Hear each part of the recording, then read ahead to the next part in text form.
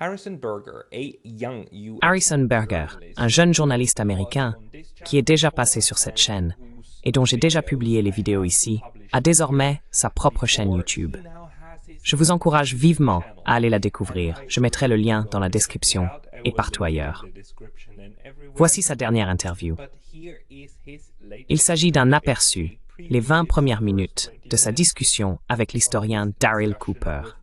Jetez-y un œil et si vous souhaitez regarder l'émission complète, rendez-vous sur sa chaîne pour la visionner. Bonne découverte.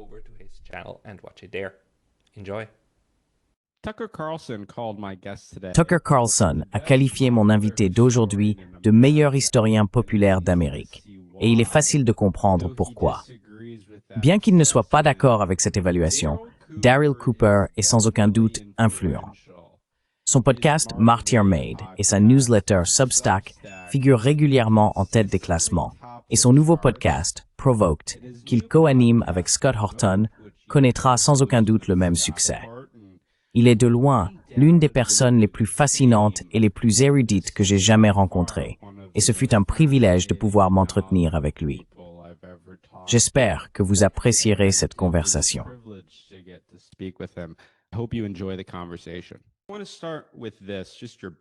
Je voudrais commencer par ceci, parler de votre parcours. Il y a beaucoup d'élites qui préfèrent rester en retrait et envoyer les enfants des autres faire la guerre. Ce sont des gens qui n'ont jamais servi dans l'armée. En fait, ils n'ont probablement jamais même participé à une simple bagarre de leur vie, mais ce sont les plus fervents partisans de la guerre. Et les coulisses des chaînes d'information en continu sont remplies de ce genre de personnes. Elles débordent même. Mais vous avez servi dans l'armée, et contrairement à nos élites politiques, vous n'êtes pas un va-t-en-guerre. En réalité, c'est même tout le contraire. Pouvez-vous expliquer comment votre service militaire a influencé votre point de vue sur la guerre?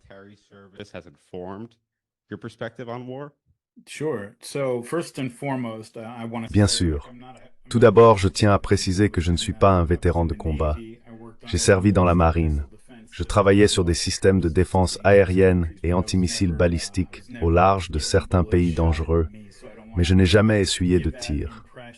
Je ne veux donc pas donner cette impression ni m'attribuer ce mérite. Mais vous savez, ce que vous décrivez est en fait assez courant chez les anciens militaires. Nous formons une communauté assez soudée et nous restons généralement en contact à travers des amitiés, des organisations et ainsi de suite. Et il y a vraiment eu, je veux dire, on le voit même chez les personnes les plus hurrah. Vous savez, comme quelqu'un comme Joko, avec qui j'ai travaillé et avec qui j'ai un podcast.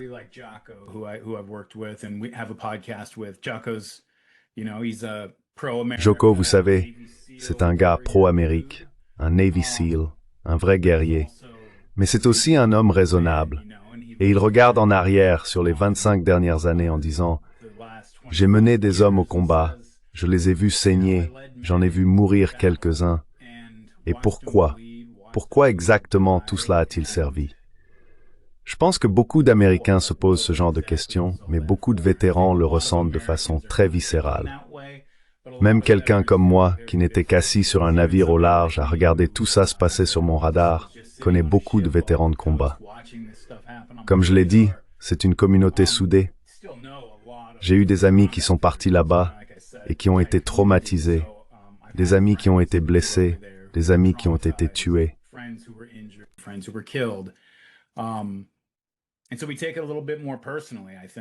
Donc, je pense que nous le prenons un peu plus personnellement, même que l'activiste anti-guerre moyen et tout le respect et la force à eux. Mais c'est quelque chose que nous ressentons de façon assez viscérale, je suppose. Pour ma part, ayant beaucoup voyagé après avoir passé 10 ans dans la marine, je suis parti et j'ai travaillé comme ingénieur civil pour le département de la Défense pendant encore 10 ans.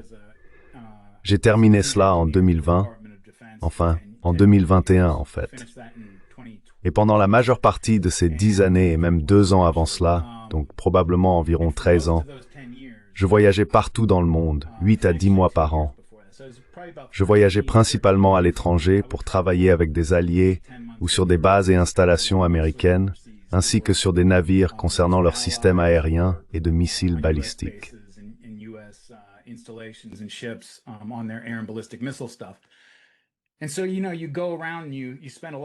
Donc, vous savez, on voyage, on passe beaucoup de temps dans d'autres pays, et on commence à, tout d'abord, ça vous rend reconnaissant de vivre aux États-Unis, parce qu'une grande partie du reste du monde est un endroit bien plus difficile où vivre. Cela vous fait aussi prendre conscience de la fragilité et du caractère presque artificiel de cette situation de paix générale. D'une manière générale. C'est un peu tendu politiquement et tout ça par rapport à ce à quoi nous sommes habitués. Mais en général, nous ne craignons pas qu'une guerre civile éclate aux États-Unis. Et pour beaucoup de gens dans le monde, c'est simplement la réalité quotidienne dans laquelle ils vivent.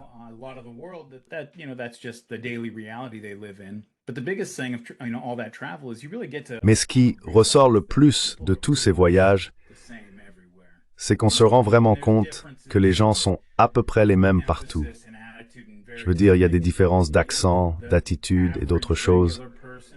Mais la personne moyenne, quand on commence à vraiment connaître ces gens, vous savez, j'allais souvent en Israël. J'y suis probablement allé 12 ou 15 fois dans le cadre de mon travail d'ingénieur au ministère de la Défense, et sans doute pour un total cumulé de 6 à 8 mois. Pendant que j'étais là-bas, quand je ne travaillais pas, je voyageais un peu partout, et je parlais à tout le monde, je discutais avec les gens. J'avais des amis palestiniens à Orange County, à Los Angeles, qui m'ont mis en contact avec leurs proches en Cisjordanie.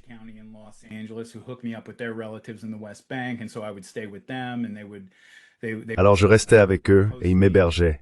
Et tu apprends à connaître toutes ces personnes. Tu passes d'une nuit chez une famille palestinienne en Cisjordanie à un séjour chez un ami juif en Israël. Et tu te dis, mince, ces gens pourraient vraiment être voisins. Tu vois ce que je veux dire? Ils se ressemblent beaucoup à bien des égards. Quand tu commences à t'en rendre compte et à humaniser des personnes qui, en général, n'apparaissent que comme des personnages à la télévision ou dans des vidéos ou des photos sur Twitter ou autres, tu commences vraiment à reconnaître que la personne là-bas, quand elle sort son enfant des décombres, ressent exactement ce que tu ressentirais en sortant ton propre enfant des décombres.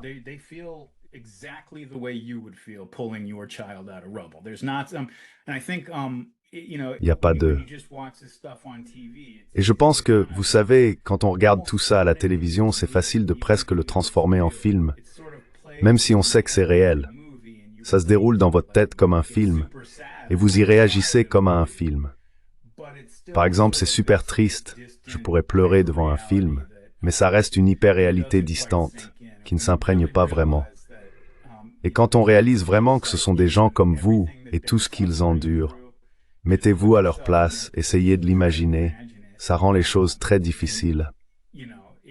Je ne suis pas un anti-guerre par principe, pas un absolutiste. Évidemment, j'ai été dans l'armée, j'ai travaillé pour le ministère de la Défense, j'ai plein de proches et d'autres personnes qui sont encore dans l'armée ou qui y ont été.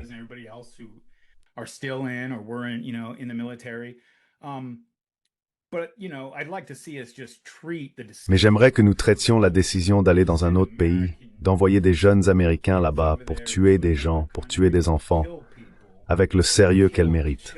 Évidemment, nous ne les envoyons pas pour faire cela.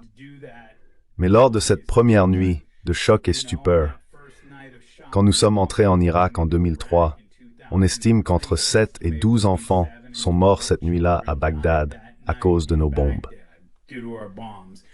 Et donc, imaginons que nous ayons décapité le régime, tué ses fils, tué Saddam. La démocratie éclate, et la guerre d'Irak est le succès militaire et politique le plus retentissant que l'on puisse imaginer. Nous avons quand même tué une douzaine d'enfants, vous savez. Et donc même dans la guerre la plus propre possible, c'est ce qui va arriver. Et j'aimerais simplement que les citoyens américains et nos dirigeants en général traitent cette décision avec la gravité qu'elle mérite vraiment, vous voyez.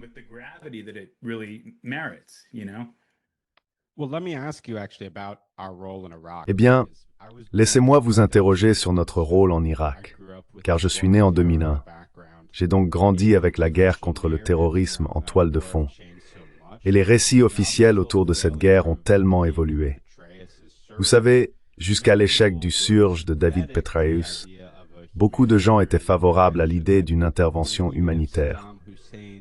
Que même si Saddam Hussein ne possédait pas d'armes de destruction massive, il restait un type détestable et il fallait s'en débarrasser.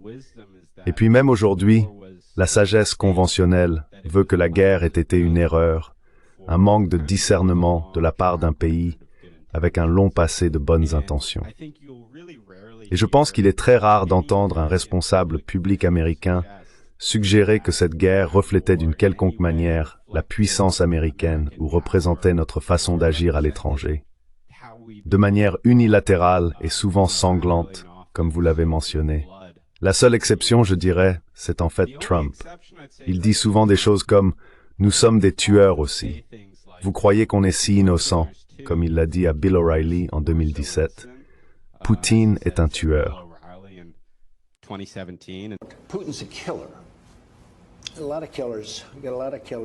Beaucoup de tueurs. Nous avons beaucoup de tueurs. Pourquoi tu penses que notre pays est si innocent? Tu penses que notre pays est si innocent? Je ne connais aucun dirigeant gouvernemental qui soit un tueur en Amérique. Eh bien, regarde aussi ce que nous avons fait. Nous avons commis beaucoup d'erreurs. J'ai été contre la guerre en Irak depuis le début. Oui, mais les erreurs, c'est différent. Nous avons fait beaucoup d'erreurs, d'accord, mais beaucoup de gens ont été tués. Donc il y a beaucoup de tueurs partout, crois-moi.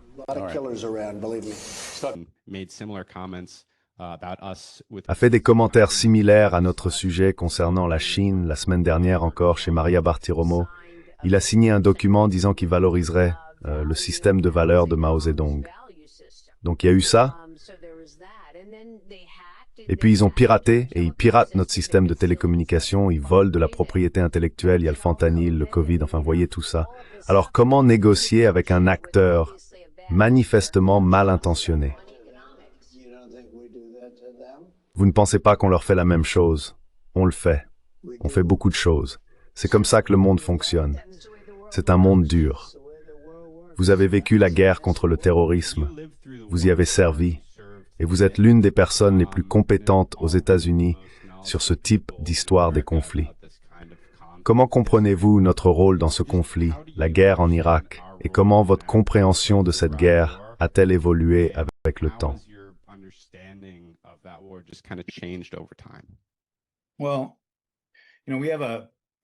Eh bien, vous savez, probablement que d'autres pays font la même chose.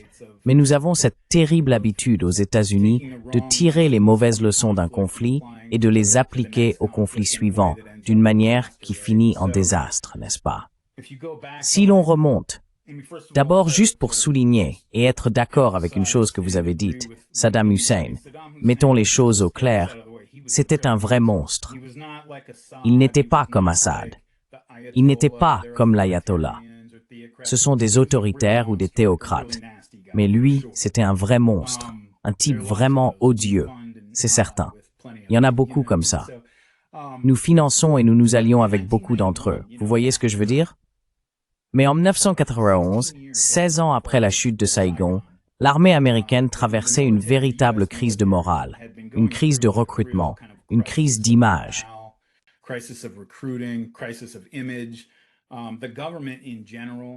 Le gouvernement, en général, avait en quelque sorte perdu la majeure partie de sa crédibilité et de sa légitimité auprès du public pendant la guerre du Vietnam, et plus largement à la fin des années 1960 et au début des années 1970. Au moment de l'invasion de l'Irak en 1991, ou plutôt, je suppose qu'on n'a pas vraiment complètement envahi, mais vous voyez, c'était vraiment... C'est difficile d'expliquer à quelqu'un de votre âge aujourd'hui, né en 2001, comment, en 1991, si vous cherchez sur Google un clip vidéo appelé « Voices That Care », c'était pour les troupes qui étaient dans le Golfe Persique, prêtes à combattre l'Irak ou pendant les combats. Et je veux dire, il y avait absolument toutes les célébrités que vous pouvez imaginer, de Will Smith à Rod Stewart, tous ceux qui étaient célèbres à l'époque. Ce serait comme si aujourd'hui on avait Miley Cyrus et disons 50 ou 100 personnes peut-être, et ils ont fait ce clip musical.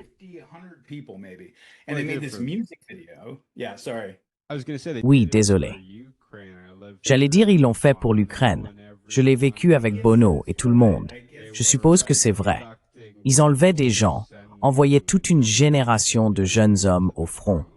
Personne ne s'en souciait vraiment. Toutes les célébrités sont sorties pour applaudir ça.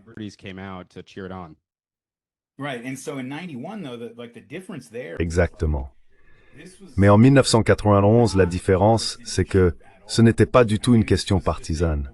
Je veux dire, il y avait un soutien total, transversal, pour l'armée, pour ce que faisait le gouvernement, pour George H.W. Bush, tout ce genre de choses. Et évidemment, au niveau gouvernemental, l'Ukraine n'a pas non plus été une question partisane ici.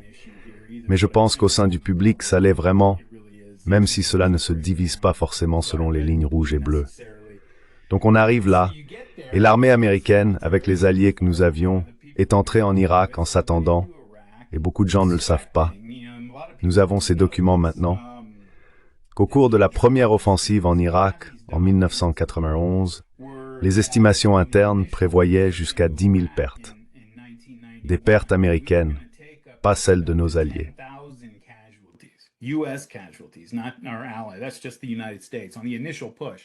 Ça, c'était juste les États-Unis lors de l'offensive initiale. Évidemment, ça s'est pas passé comme ça.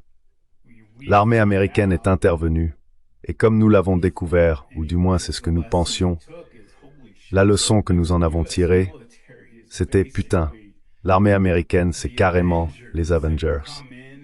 Ils peuvent arriver et imposer n'importe quelle solution à n'importe quel problème, et faire tout ce qu'on leur demande. Parce qu'il suffit de voir ce qu'ils ont fait à cette armée que nous avions idéalisée pendant si longtemps. Cette armée qui venait de combattre l'Iran pendant 9 ans avait subi un demi-million de pertes et avait survécu à cela.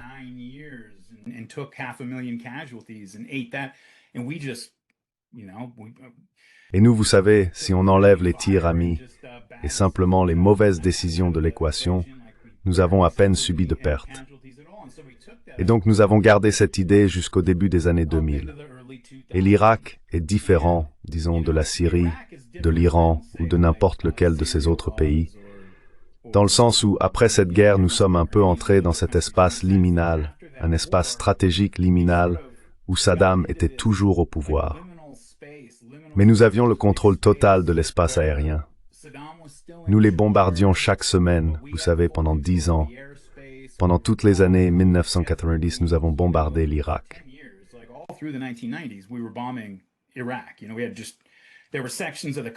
Vous savez, il y avait des régions du pays qui étaient essentiellement détachées, devenues des zones semi-autonomes, presque indépendantes, comme les zones kurdes et les zones chiites plus au sud. C'était donc en quelque sorte une plaie béante en plein cœur du Moyen-Orient, un endroit qui était simplement un grand vide où l'État ne fonctionnait pas. Notre plan à l'époque, c'était en gros de les bombarder indéfiniment, tout simplement. Nous n'avions pas vraiment de plan au-delà de ça. Et cela a donc rendu beaucoup plus facile la vente de cette guerre aux sceptiques du gouvernement et des médias tels qu'ils étaient à l'époque, puis au public américain en général, n'est-ce pas?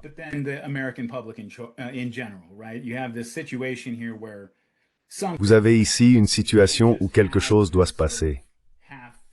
On ne peut pas simplement avoir ce genre d'État à moitié en faillite que l'on bombarde chaque semaine indéfiniment, n'est-ce pas?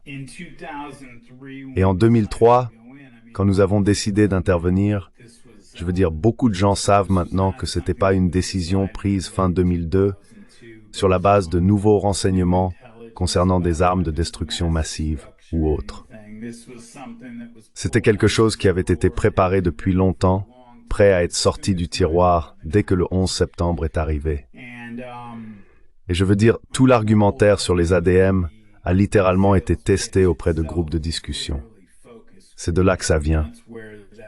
C'était une agence de publicité qui a testé des groupes de personnes et a trouvé que le thème des ADM était la façon la plus efficace de vendre cette guerre.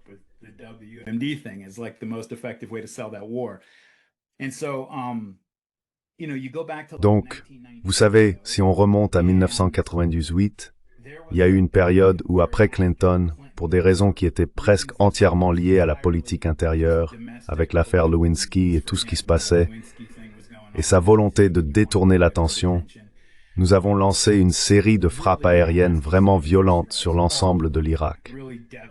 Cela a vraiment dévasté ce qui restait de leur armée, de leur maigre défense aérienne, tout. Nous avons vraiment frappé fort. Et dans les mois qui ont suivi, Saddam a fait exécuter quelque chose comme 40 de ses généraux et hauts responsables du gouvernement. C'était pour la plupart des membres de son cercle rapproché. C'étaient ses propres hommes.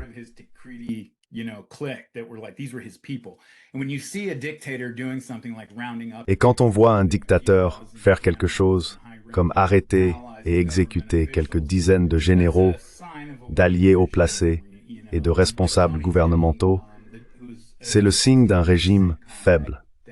Vous savez, et comme Tony Zinni, qui, je crois qu'il était à la tête du CENTCOM à l'époque, oui, je crois bien, il dirigeait le CENTCOM à ce moment-là, mais vous savez, il faisait partie de ceux qui insistaient vraiment sur le fait que, regardez, nous n'avons pas besoin d'envahir l'Irak.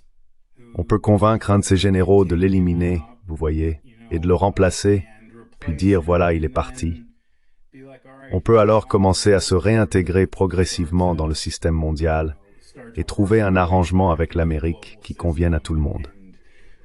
Mais, encore une fois, on a tiré la leçon de 1991 en se disant « Pourquoi ferait-on cela ?»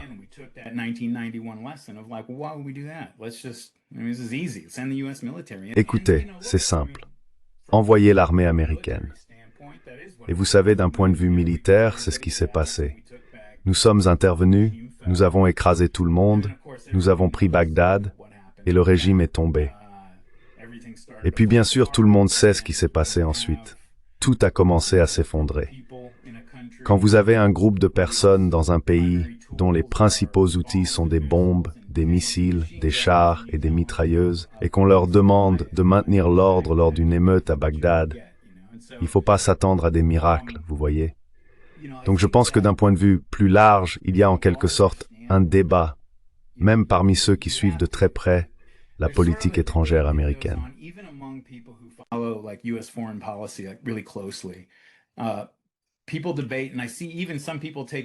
Les gens débattent, et je vois même certaines personnes adopter des positions différentes à différents moments. Peut-être que moi aussi, je prends des positions différentes sur ce sujet selon les moments. Et parfois, il semble qu'il y ait simplement ce débat implacable, une volonté stratégique d'éliminer des ennemis, d'avancer dans une certaine direction. Je veux dire, si on regarde, tu sais, malgré tous les coups de communication qu'Israël a subis ces dernières années, surtout depuis l'assaut de 2014 sur Gaza, écoute, le Hezbollah est décimé, le Hamas est écrasé, Gaza subit un nettoyage ethnique, la Syrie est hors jeu, et ils viennent de traverser une guerre en Iran et ont envoyé un message à tout le monde, aux Israéliens, aux Américains et aux Iraniens, que si cela devait arriver, l'Amérique viendrait ici et mènerait cette guerre pour nous.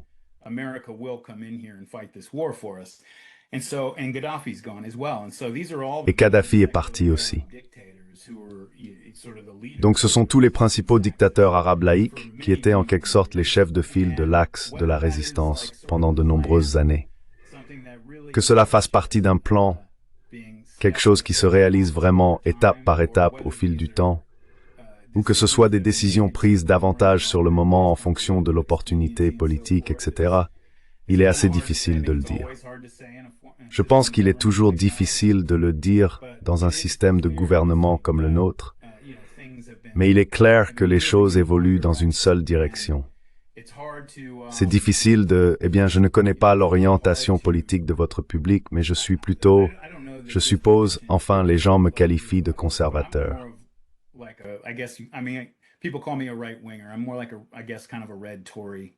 Je suis plutôt, je dirais, une sorte de conservateur rouge, vous voyez. Et vous savez, je suis quelqu'un qui, peut-être à cause de mon intérêt pour l'histoire et tout ça, est très préoccupé par des choses que la plupart des gens semblent presque considérer comme une plaisanterie de nos jours. Des choses comme l'honneur national, des choses comme la façon dont on se souviendra réellement de nous dans 500 ans, quand quelqu'un ouvrira un livre d'histoire. Vous voyez, ce genre de choses compte pour moi. Peu importe ce que fait l'Amérique. Dans 1000 ans, quelqu'un ouvrira un livre d'histoire et lira à propos de cet endroit appelé l'Amérique, qui a été le premier à envoyer quelqu'un sur la Lune.